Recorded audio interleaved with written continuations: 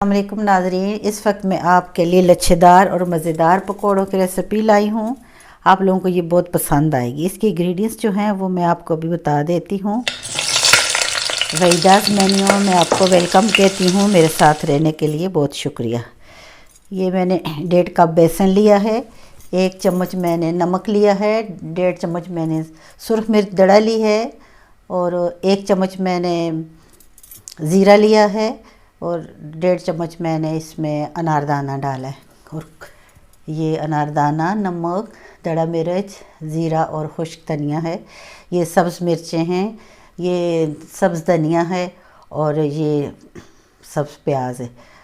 अब इसको मैंने बेसन में 1.5 कप पानी है और इसको मैं बेसन में इसका मटीरियल बनाऊंगी। इसके लिए जो लच्छेदार मैंने ये प्याज काटा है, ये मैंने रिंग में काटा है।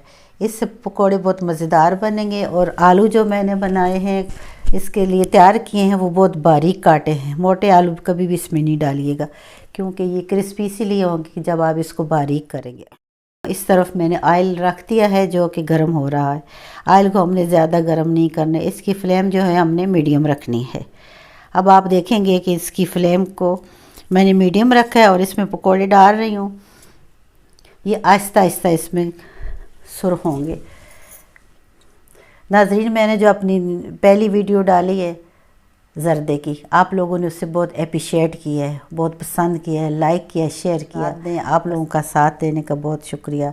मुझे आप लोगों के साथ की ज़रूरत है और आपके लिए इंशाल्लाह बहुत अच्छी और भी रेसिपी लेके आऊँगी। जो जो आपकी फरमाइश है, जो कमेंट्स में आपको चाहिए, मुझे बता दीजिएगा, मैं आपके साथ इंशाल्लाह उससे शेयर करूँगी। ये जो पकोड़े मैं बना रही हूँ, आप इनको देखिएगा, इनका कलर इतना खूबसूरत बनता है। ये पकोड़े पहले अब इसमें डाले हैं और साइडों से ये हल्के हल्के गोल्डन हो रहे हैं। जब तक ये गोल्डन ना हो उस वक्त आप इन्हें दूसरी तरफ से नहीं पलटना नहीं है इसको, क्योंकि ये थोड़ा सा इनकी शेप और इसकी वो कलर ख़राब हो जाता है।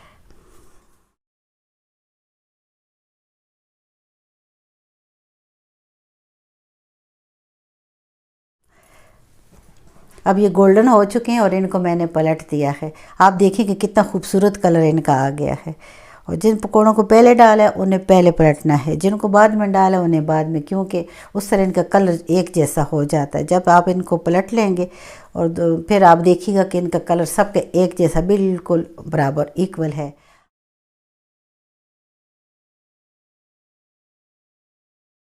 अब हम इसको एक प्लेट में निकाल रहे हैं। इसमें कोई ऑयल नहीं आएगा क्योंकि इसमें ऑयल नहीं होता, ये अंदर से खाली होते हैं, इनमें होल से होता है, क्रिस्पी भी होते हैं इसी वजह से।